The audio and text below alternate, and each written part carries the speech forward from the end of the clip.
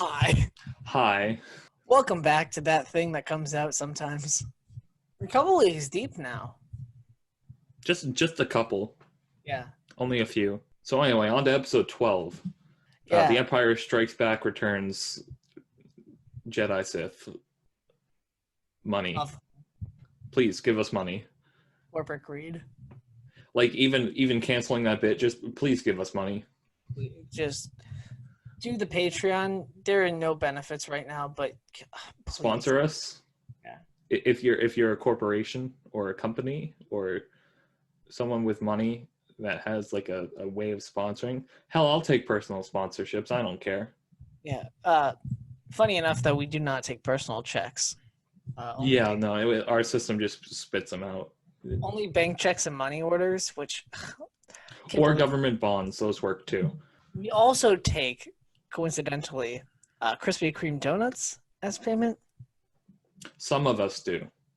Anyways, this episode is about The Office. You mad lad. You actually did it? Regarded as one of the greatest television sitcoms of the 2005 to 2013 decade. Do you want another shot at that, or do you want to just leave that in? Yeah, I'm going to take another shot at it. It's mostly because I fucked up saying sitcom. Everything else was actually fine. Yeah. Television, but the clips we're focuses on two people. The Rain Man and what's something that he's been in that wasn't this? The other one. I don't know either of them outside of the context of the show or inside the context of the show, honestly. No, because one of them was in the Hangover. Horrible Bosses. He was the boss. No. Shit. We're the Millers. Yeah. Oh, jeez. The Office. Share your audio this time, you motherfucker. I'm leaving that in. You're editing this?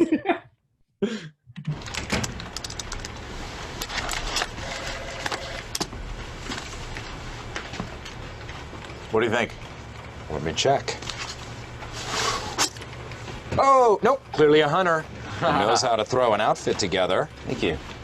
See, that's funny because he is clearly not an animal. He is a man. Yeah. But the character at the desk was imitating a hunter in the wild. Mm-hmm. And saying, "Oh, it can't be a hunter because he's dressed for hunting because of the hat." Yeah, he's wearing a hunting hat. A red hunting hat. You can tell because it says hunting on it. It doesn't actually say hunting on it. Yeah. Funny enough, this is actually the inspiration for Good Will Hunting. It's a nice little reference to Holden Caulfield's red hunting cap from Catcher in the Rye. Yeah. Literary classic by J.K. Rowling. Mm-hmm. I couldn't forget. I don't know his name. I almost said C.S. Lewis, but I don't think it's that. No, it's letters. It's J.D. Salinger. J.D. Salinger. That's it, yeah. By J.D. Salinger. It's a seamless cut right there. Mm-hmm. Yeah, also, it's kind of funny that he has a scope at his desk in an office building. Because, like, why? Why does he have that? But also, in the context of the show, of course, this character would have a scope. Yeah, I absolutely take your word for that. Yeah, like that is... This character has, in the past, had, like, ninja stars at his desk. Yes, I'm taking Andy hunting after work. Not long ago, we were sexual competitors. I used to hate him. I studied him to figure out why I hated him so much. But that blossomed into a very real friendship, as these things often do. It's funny because visually and audio-wise, they are both funny. Because they're imitating visually like different ways to kill game. Yeah. like slicing necks or shooting through the head. While audio-wise, he is talking about how they used to compete for the same woman, and then they became friends, which is funny because he kind of was talking about it in the same way as hunting. Yeah. That wouldn't happen to be the woman who's on screen right now, would it? No. Oh, okay. But then also, she's the woman that they are going to compete for. Yeah, I knew that, but I just wasn't sure if it was like the same girl, because No. I don't know. What does that sign say? It's not just for monsters. Keeping it green. I get it. It's a green monster, like the Red Sox. Yeah.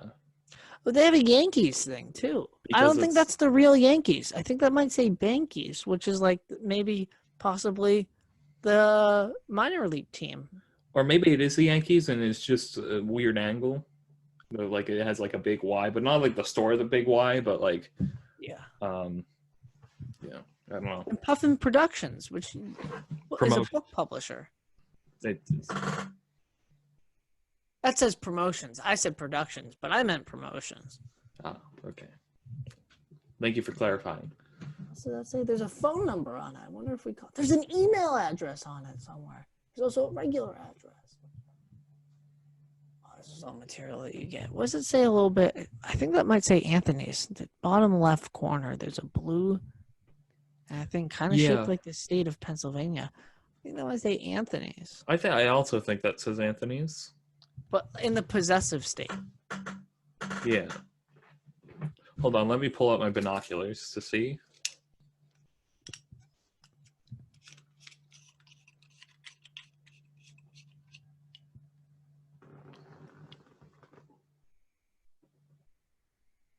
Yeah, these are shit. Well, thanks for the attempt. And now back to your regular scheduled programming. You know there's a ghost in this office. Really? If you ever feel a tapping on your shoulder, that could be Hattie begging for her life. And it could mean that you're next. Oh! Just kidding. That was funny because character A, the glasses guy. That's Dwight. Glasses guy made up a ghost story, to tell this girl when she discovered that he was hiding behind the fridge, and it was all a ruse to get her to like talk to him, and like he touched her. So to put it more succinctly, sexual harassment. You can tell how funny it is by the way that I'm laughing. Lackawanna Wonderful? What? It's really fun. See, look, Lackawanna Wonderful. It's really funny because the magnet is rolling into the future, but the Steamtown Mall was a frequent place of the people of the office. Oh, is it? They went there in one episode. They probably went there in a couple others. But there's a train on it. Yeah. And then Quench Your Soul for a pizza place, it looks like. I'm not sure. Anyway, and then section 6404.5, which I'm going to guess is no smoking. Yeah. It's That's kind of funny because, like, why are there like 0.5 sections? I bet what are the other points? Okay? Yeah. Got some ice.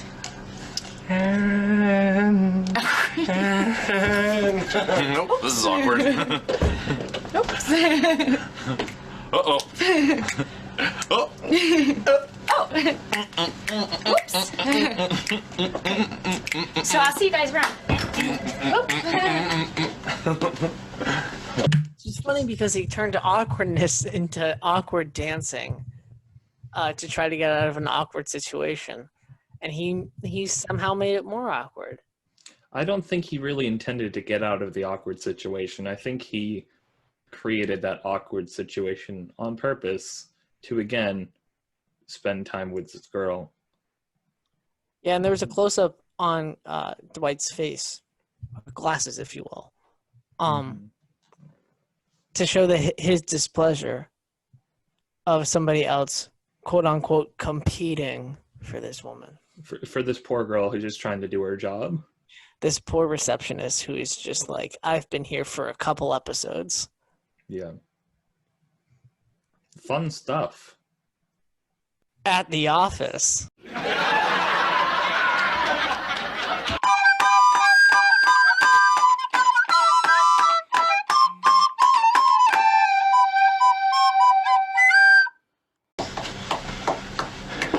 Hey, buddy.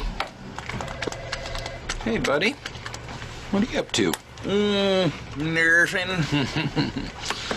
Listen, when I saw you talking to Aaron earlier, I noticed that your pupils dilated and your skin flushed, and I'm assuming a little bit of blood rushed into your penis. See, that's funny because those are signs of like someone. Infatuation. Yeah, that's it. An attraction. They're technical terms. Like they're like, it's not like, oh, I saw that your eyes got bigger, and like you got a little red. He used like the medical terms. Yeah, it's definitely off. Yeah, but you're not supposed to say any of this stuff to your coworker in public, like, because what really makes this funny is Stanley, who is this gentleman in the tan suits, just hearing of this, and he's just like, what the fuck is going on here? Yeah, I didn't notice him the first time through this scene. And now that we're paused on it, he's just looking right into my soul. Yeah, it's a really nice bit of character work. Yeah. And like it's really good staging. Blocking? Is it blocking if it's a TV show, or is it just staging? I have no clue. I've never worked on a television series before. That's not true. It is. Well, a little bit of blood rushed into mine as well, so where does that leave us? The last thing I want to do is step on your bunk, man. And I, yours. So I will cede her to you. No, I just want you and I to hang out, you know? Just... boom. See, that's funny because he was being like awkward and a little inappropriate, talking about the blood and his penis as well. Yeah. And then that was why that was funny. Yeah, and then they were like talking about how like they didn't want to step on each other's toes, so like they both tried to like give her to the other one. Now, mind you, of course, that neither of them have actual power over her, so like they can't give her to anyone. But yeah, like they're like, even if like they're not dating, so like they don't even have like jurisdiction over anything. Like, and they really haven't made any advances towards her. Like they were, one told a creepy story and then did a physical gesture about that story, and the other one made it like they were in front of each other and then they were dancing, and then they were not in front of each other, but one was still dancing, and they were just like, we have to stop going after the same girl. And so far, she hasn't really shown any interest in either of them, because again, she's just doing her job. Yeah, she just thinks that they're being nice because they're not, but like they're not. Yeah. They're also not making moves. Yeah. Also, you can just be nice to girls, and they can What? be nice to you, and there's nothing else. What? We've talked about this, man. No, Remember we can't. We can't do this. We can't do this again. We have to put on a face for the show. I'm tired of. I'm tired of. Well, no, we re-explaining We myself. can't do this right now. We really cannot do this right now. All All right, save it for later. We'll talk after this. But just here's the thing. Nope. Like. Nope. We can't keep doing this. Well, before I was rudely interrupted. I just feel like I can't So even George speak Washington. my mind anymore. I just feel like I'm losing control here. I'm sorry to hear that, but the audience doesn't want to hear that. You just don't want to hear Our the listeners truth. don't care. Okay? They don't want to hear it. They want to hear us explain why jokes are funny, and that's it. They don't want anything else. They don't want to hear your sob story about why you didn't get any sleep last night or anything like that. I didn't get any sleep last night because I care too much. Well, stop doing And I that. listen too much. At least one of us can say that. What?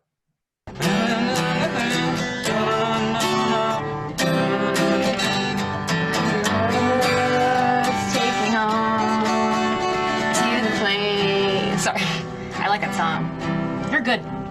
You're good. So Micah said this was technically funny. So Micah, could you explain why this is technically funny? I mean, what's the point of doing this if we're not even going to count technicalities anymore? I don't know. It's just what you said. Are we just going to stop after 12 episodes because you just can't contain yourself? No. Your ego has to get in front of everything. So this is funny because he said that it's kind of, she said you're good, and then he said you're good, but she was talking about his guitar playing, and he just kind of said you're good because he was just, it was kind of like a Hail Mary, like you're hot, but not in the same way. It's kind of like when you're going to see a movie and you hand your ticket to the usher and they're like, enjoy your movie, and you're like, you too, shit. Yeah.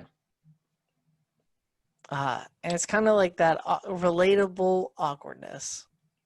Yeah, of course. Also, Country Roads has very basic chords. How the fuck did she know?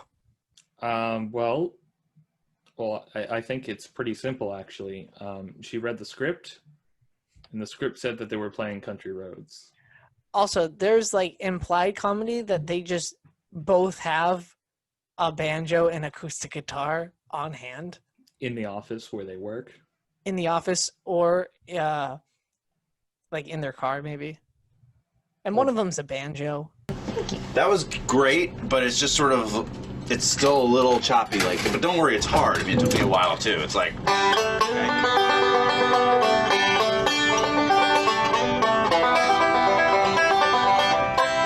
Wow. what? Oh my God, you heard that? I'm so embarrassed.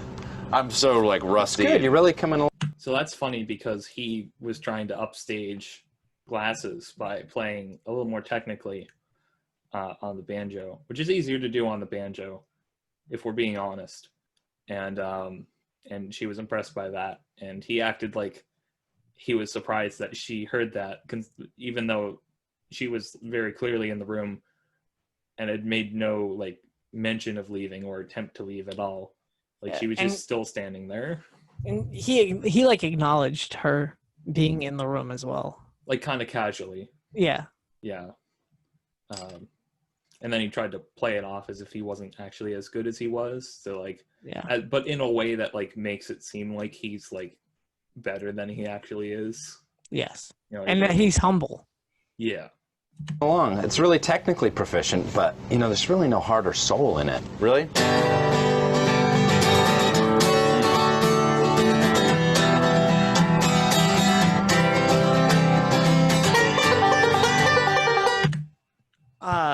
I'll take the comedy and you take the music. Okay. Musical aspect. So it's funny because technically proficient usually means that something's good.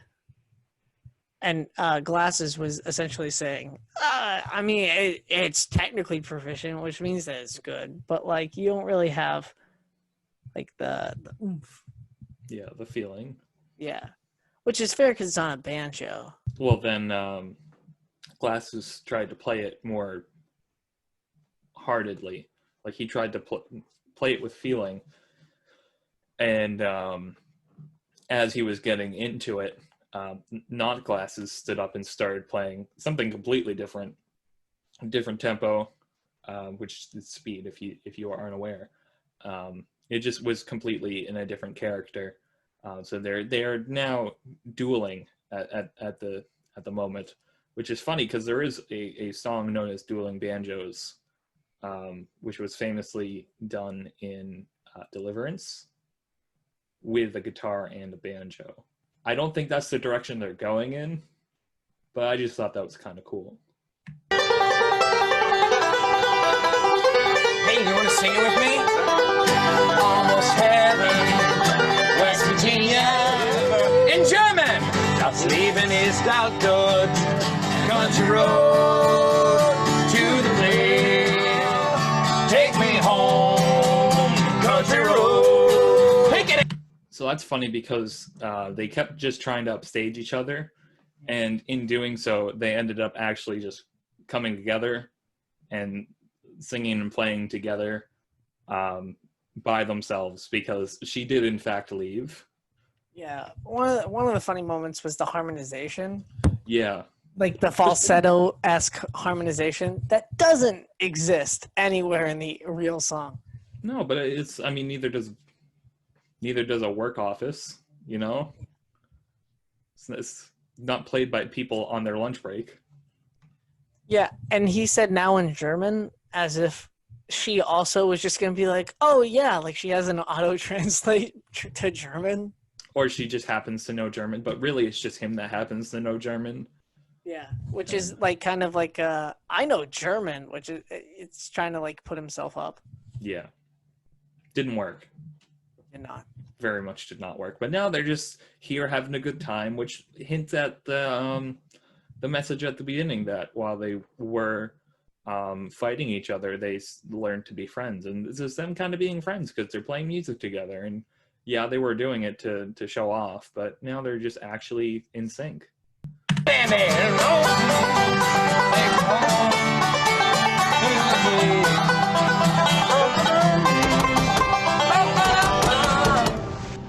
You have to stop. And that was funny because